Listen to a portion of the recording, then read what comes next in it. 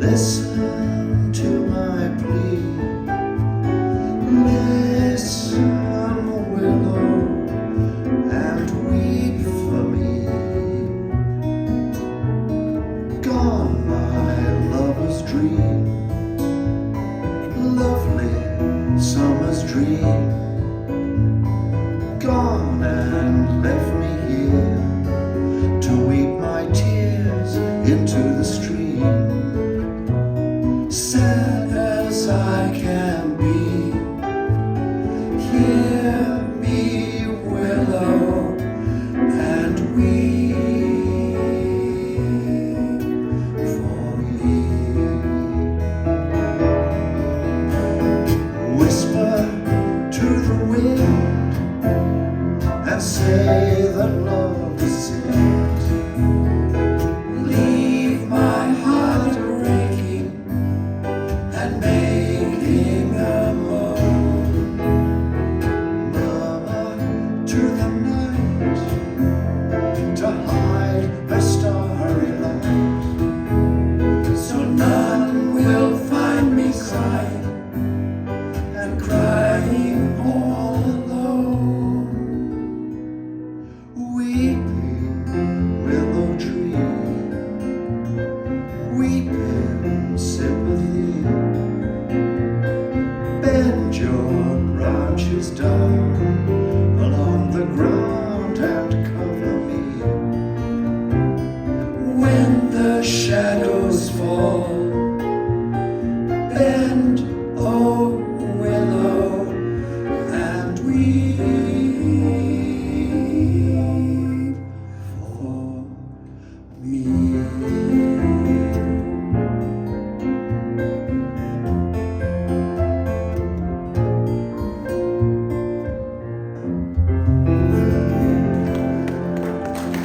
I don't want to see you again. I hear that love is blind. How can I understand when someone says to me, I don't want to see you again? Why do I cry at night? Something wrong couldn't be right. I hear you say to me, I don't want to see you again. As you turned your back on me, you hid the light of day. I didn't have to play at being broken hearted. I know that later on, after love's been and gone, I'll still hear someone say, I don't want to see you again.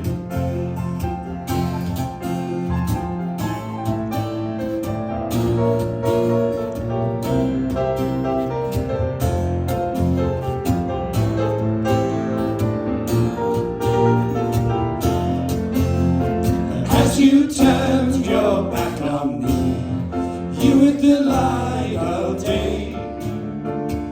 I didn't have to play and being broken hearted. I know that love is blind. How can I understand when someone says to me, I don't want to see you again? I don't want to see you again. I don't want to see you again.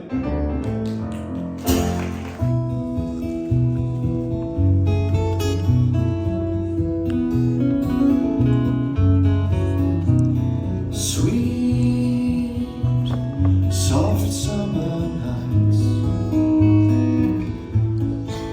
dancing shadows in the starry lights.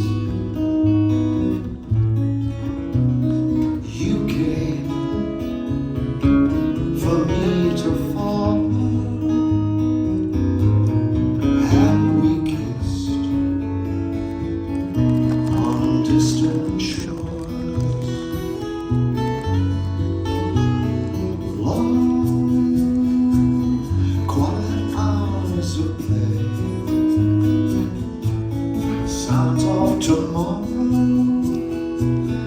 from yesterday. Love came for me to follow, and we kissed on distant shores. The careless sound of children playing,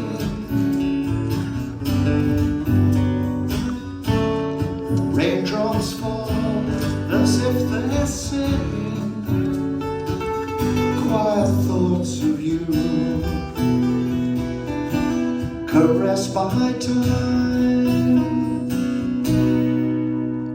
The breeze of summer's gone,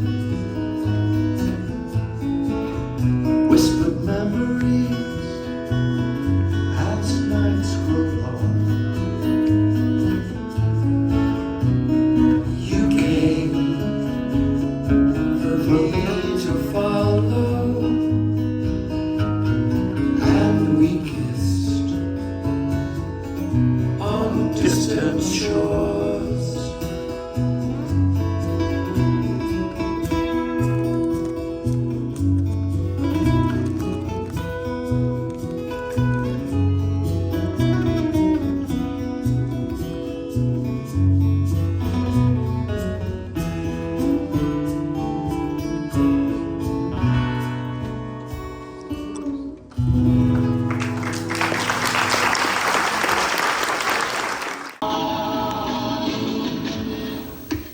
That's the wildest! Thank you, love.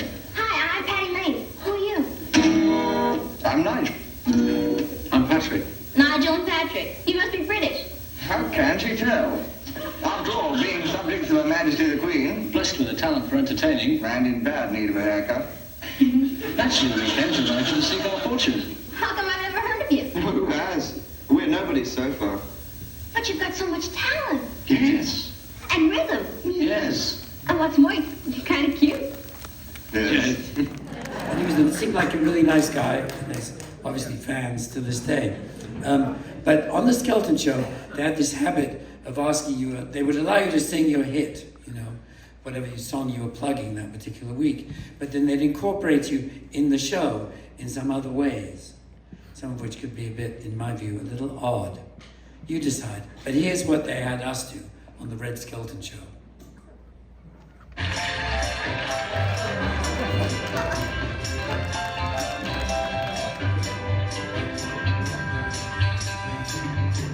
In the summertime when the breeze waves green and the redbird sings out the blue, 'cause you don't want my love some other time. That's what you say when I was you, and you laugh at me and make me cry, 'cause you don't want my love. In Marianne's autobiography, of which this is obviously a copy, which is called Faithful,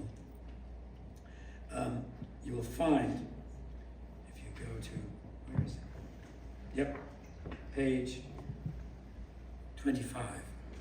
On page 25, she wrote, "One day I found myself on a nice comfortable train with a first-class ticket, sitting opposite this delightful old Etonian pop star, Jeremy Clyde, one half of Chad and Jeremy.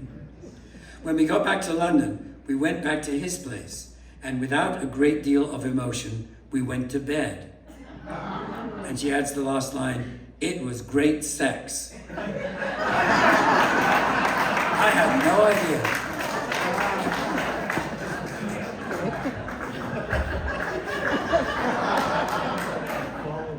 Speaking as an actor, good reviews are so important. She's still a friend of mine. I saw her just before I left. Says a big hello, big fat hello to you, Peter. And there we are. That was in Paris a few years ago. So you know, it all worked out in the end. There you are. Now, I've always been, as I say, very concerned with the art of songwriting. Who's written some songs both back in the old eras and up to and including the present day. I've, over the past 9 years, I've been putting out an album a year called under the heading of the Bottom Drawer Sessions, because I have all this material, and now finally, the last, I've cleared the drawer, Bottom Drawer Sessions number 9 is available out there and is coming out officially on December the 6th. And it's been quite a journey, and I'm pleased because the songs now exist, because they were just mouldering cassettes and old back of envelopes and things like that. Here's one that people seem to like.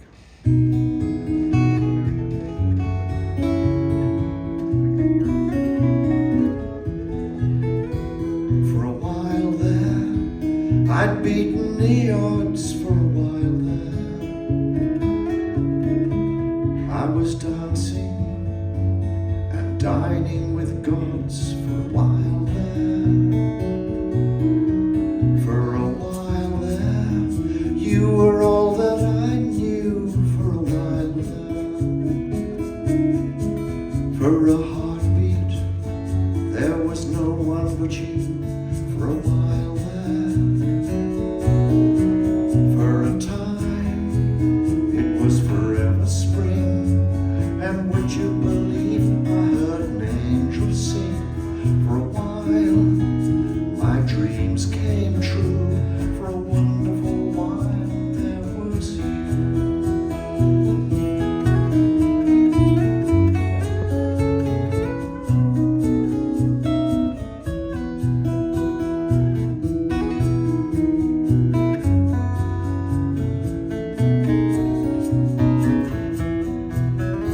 For a while there, the rose was in bloom.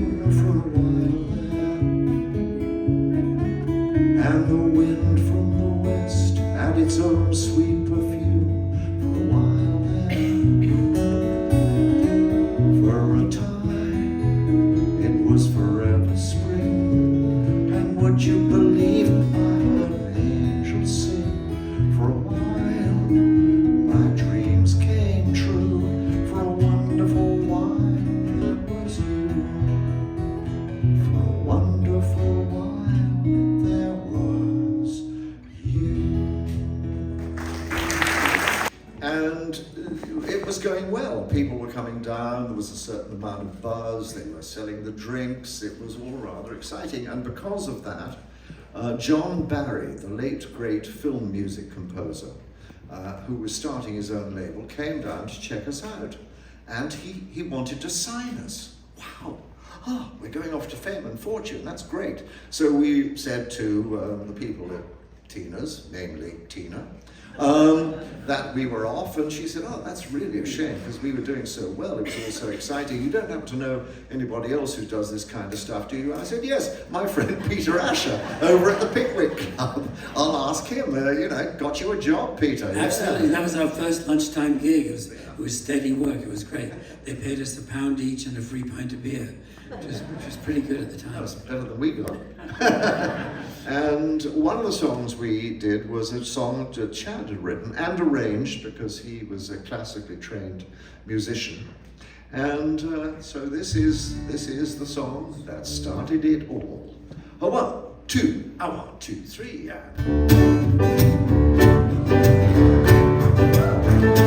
I loved you all the summer through. I thought I'd found my dream in you. For me, you were the one. But that was yesterday, and yesterday's gone. We walked together hand in hand, cross miles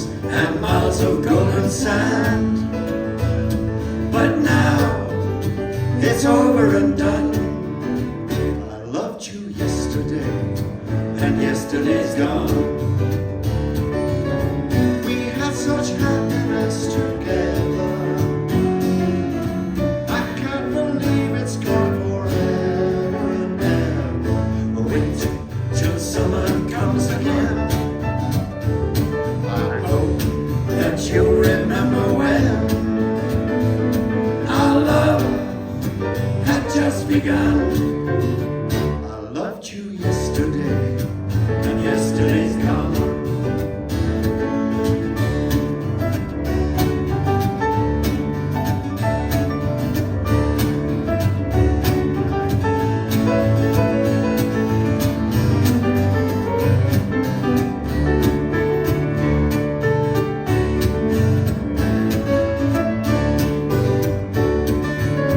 we had such happiness together. I can't believe it's gone forever and ever. Wait till summer comes again. I hope That you'll remember when our love had just begun. I loved you yesterday. And yesterday's gone. Yesterday's gone. Yesterday's gone.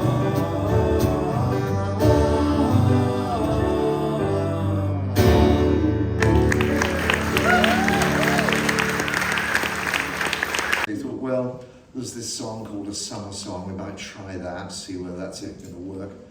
And there was, at the time, there was a television show in England called Jukebox Jury. And 4 celebrities who liked music. Jane was often on it. Yeah. Yes, she was. She was Yeah. a frequent panelist. Indeed. And so 4 celebrities were there, and then they played 30 seconds of a new release. And now, panel, that was, what do you think is going to be a hit or a miss? And they would say hit or miss.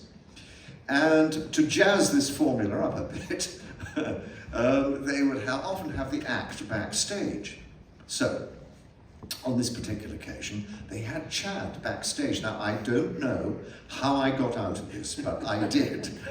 So there's Chad, waiting to find out whether he's going to be celebrated or humiliated.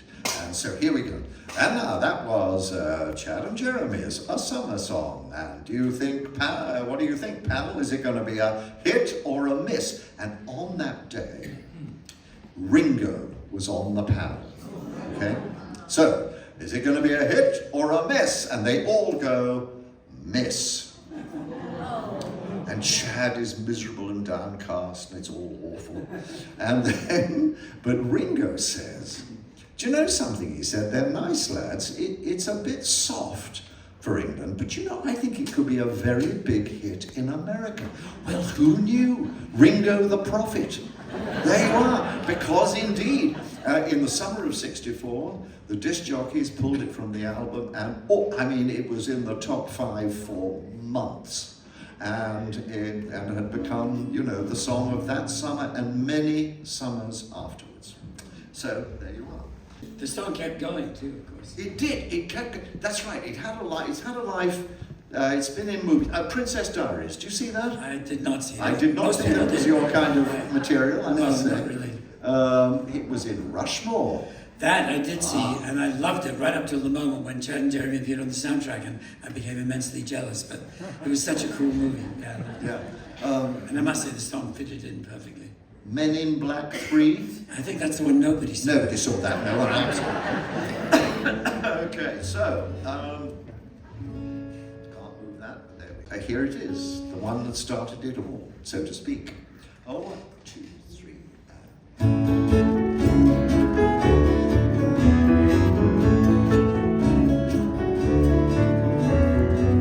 Trees swaying in the summer breeze, showing off their silver leaves as we walked by. Soft kisses on a summer's day, laughing all our cares away, just you and I. Sweet, sleepy warmth of summer nights, gazing at the distant lights in the starry sky. They say that all good things must end someday. Autumn leaves must fall, don't you know that it hurts me so to say goodbye to you? Wish you didn't have to go. No, no, no, no. And when the rain beats against my window pane, I'll think of summer days again and dream of you.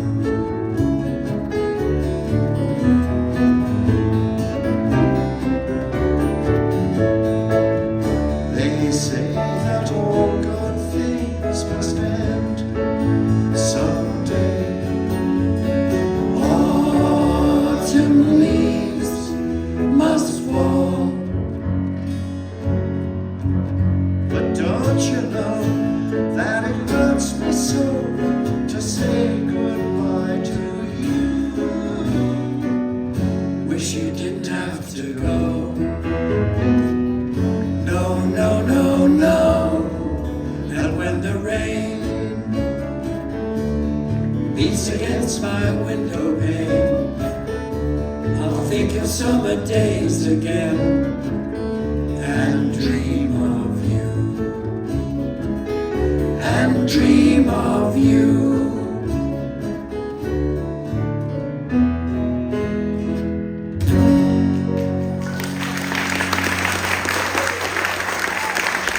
At this place, the Pickwick Club, it was a very cool sort of upmarket place that a lot of the hip actors of the day used to come visit. I remember first time I ever met Michael Caine, many decades before he was Batman's butler.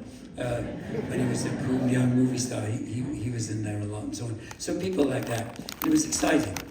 Gordon and I would do a couple of sets just sitting on bar stools like this, that didn't even have a PA, let alone a band, and just with our acoustic guitars, and we'd sing all the songs we knew, folk songs, rock and roll songs, we'd take requests and so on. And one night, as soon as our show was over, we were approached by this man in a very shiny suit who asked if he could buy us a drink, and we said, certainly, thank you very much. And he introduced himself as an A&R guy from EMI Records by the name of Norman Newell. We were already excited when we heard this, and he uttered the words that we hoped so much we were going to hear, which was, he said he loved the way we sounded, and he would like to sign us to EMI and take us in the studio for a day. The idea was to pick 4 or 5 songs, go in the studio with some great studio musicians for one day, and see what we could come up with that might be released as a single. This was incredibly great news to us, of course. We dreamt of such a day. And he picked out some songs from the set we'd already done, including some songs, Everly Brothers songs and other songs that we've done in this show this evening. But he also said, look, if you know any other cool songs that you'd like to consider adding to your first day of professional recording, let me know. We're interested in, especially if it was something new. And as he was saying that, I was saying, mentally in my head, I was kind of going, you know what, maybe I do know just such a song. And here's why. This is a whole other subplot I have to explain now that was happening at the same time. My sister Jane, I mentioned, her career was booming as an actress. She was becoming extremely successful. She was, as you can see, incredibly beautiful, obviously runs in the family, and it's so depressing when they laugh. Anyway, so Jane was doing extremely well on Jukebox Jury as well as in a lot of movies. And it was in that capacity, as a sort of celebrity music fan, that she got invited by a magazine called the Radio Times to go and see this new band that all the fuss was being made over. The whole country was starting to succumb to Beatlemania, and all the girls were screaming and all that stuff. And the Beatles were coming down to London to do a major London gig. It was a gig with a whole bunch of bands on it. It was like a contest winners, winner of Band of the Year celebration, that kind of thing. And so they wanted her to go and see the show and to write a piece for the Radio Times about whether the fuss was justified and were they really any good and so on. She was happy to take the assignment because she was very curious herself to see the Beatles, that all the fuss was being made over. So she went to the show, thought the show and the music was fantastic, insofar as one could tell over the screaming girls who tend to be louder than the music back in that era. But anyway, she loved the music. She was taken backstage to meet them all afterwards, found them to be charming and witty and all the things that we, of course, know them to be. And she liked them all very much. They liked her very much. One of them liked her in particular and invited her out. And that's how she ended up going out with Paul McCartney for several years. And one of the effects of that was that Paul was hanging around our house a lot. You know, my parents, and I have two sisters, Jane and Claire, and two parents, obviously, and we were all living in this house in Wimpole Street in central London. And Paul visited Jane a lot, and he would come to dinner and hang out and so on. He would bring his laundry over for our mum to do and all the kind of thing that boyfriends do. And I think he liked the organization of our house as well as being crazy about my sister, because the Beatles did have a flat of their own, but it was 4 single busy guys sharing a flat, which was, of course, a nightmare. And so he was there a lot. And because of that, eventually, our parents offered him the guest room on the top floor of the house to stay in when he was in London, which at this point was all the time. They'd come down permanently from Liverpool. So he accepted the offer and moved in. So he and I actually shared the top floor of the house in Wimpole Street. And so that meant that I did hear, of course, quite a lot of songs. Yeah, we have a picture of Wimpole Street, and I wanted to explain that my room is the top floor up where the black ledge is. And unaccountably, I used to sit on that ledge. I know it looks dicey, but imagine for the person who's taking the picture, whoever that was. They're obviously standing up. But anyway, my room was just in there, and then the other side of the house, facing the back of the house, was Paul's bedroom. The other side over that side. So It's all this that I could work out the geography, because one night Peter invited me over, and you and I and Paul ended up, and now I know it was in Paul's room at the back. Yeah. And we sat up half the night and we put the world to rights, and I can't remember a thing we said, but I can assure you the world has been much improved ever since. And of course, living next door to Paul did mean that I was very fortunate. I did get to hear a number of songs at various stages of completion, you know. I was never a witness to the writing process. That tends to be quite private, but I heard some of the results. And among them was a song that I'd heard called "A World Without Love." And Paul had sung it one day and explained to me it was a song he'd written before he even joined the Beatles. And it was a song that John Lennon had never liked very much. So he'd never actually finished it. It had no bridge. It was sort of an unfinished reject, you know. And I liked it. So when Norman asked me that question, do you have any other cool songs kind of up your sleeve? I kind of went, well, maybe I do in a way. So I went back to Paul the following evening and said, did anything ever happen with that song I liked, World Without Love? And he said, no. John apparently disliked it so much that when Paul started to sing it, John thought the opening line of lyrics was so silly that Paul would sing, please lock me away. And John would go, okay, I will lock you away, the song's over. So clearly the Beatles were never going to record it. And so Paul said, oh, if you want to record that, you can have it, you know. I said, wow, thank you, that's great. But I did have to point out to him that it had no bridge. But nonetheless, in order that we should get it right, he first wrote down the words he had written to the verse.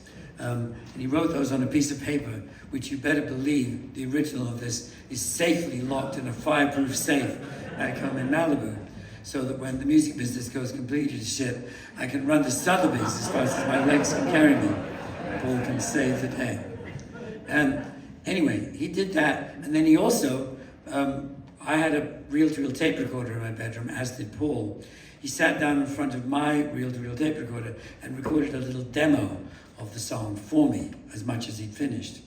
And I thought you might be interested to hear how the song was when it was born. So here's the embryonic version of World Without Love, sung by Paul. Please lock me away and don't allow the day here inside where I hide with my loneliness. I don't care what you say, I will stay in a world without love.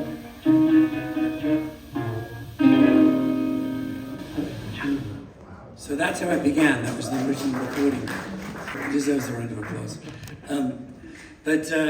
Yeah, that was it. And I did, of course, have to nag him a couple of times as the session drew near. But he did eventually. I said, look, we need a bridge. We can't make that record just like that. It'd be a bit short, you know. And finally, he said, oh, okay. And he went into his bedroom, as I recall, for an extraordinarily sort of annoyingly short time, like 6 or 7 minutes, literally. But I mean, if you're Paul, that's what you can do. And then he came out with the, so I wait and in a while I will see my true love smile. That beautiful bridge, which nailed it. And we basically said, thank you very much, and off we went. I was thrilled when the day of our actual recording came up. I barely slept the night before. I'd never been in a real recording studio. And you have to remember that back in that era, without a real recording studio and real musicians, you couldn't make a record. Now you can do it in your bedroom on a laptop. But you had to have some good musicians, which we did, and a great studio, which we did. So I was thrilled. It was actually that day I decided that I wanted to be a record producer. And we recorded, I think, 5 songs. And by the end of the session, there was no doubt in anyone's mind that World Without Love was the one that was going to come out. We'd got the bridge finally and so on. This is the lyrics that Paul gave us for the bridge. And it came out, I think, pretty much exactly after a month after that, the day of that session.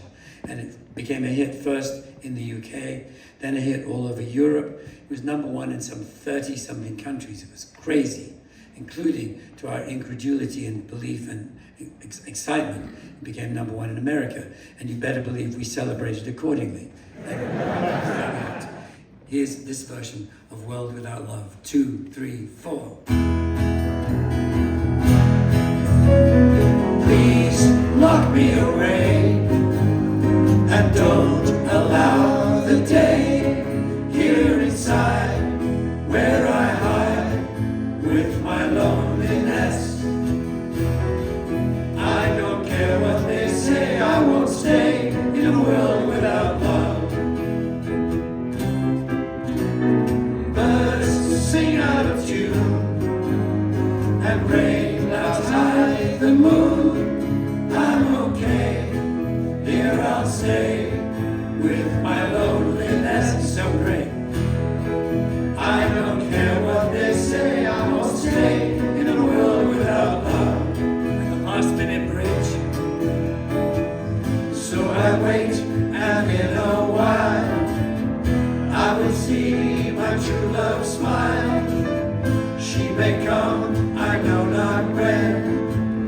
When she does, I'll know. So baby, until then, lock me away and don't allow the day here inside where I hide with my loneliness.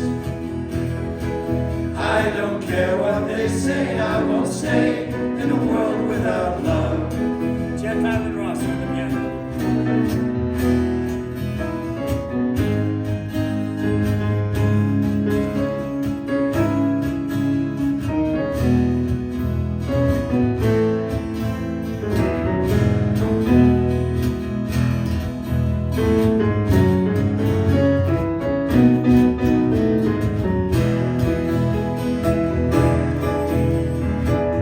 So I wait, and in a while I will see my true love smile. Okay, your verse is coming she up. May come, I know not when. When she does, I'll know. So baby, until then, lock me away and don't allow the day here inside where I hide with my loneliness. I don't care what they say, I won't stay in a world without And love. repeat the last line, give it all you've got, here we go. I don't care what they say, I won't stay in a world without love. Thank you very much, you've been a great audience and a great crowd.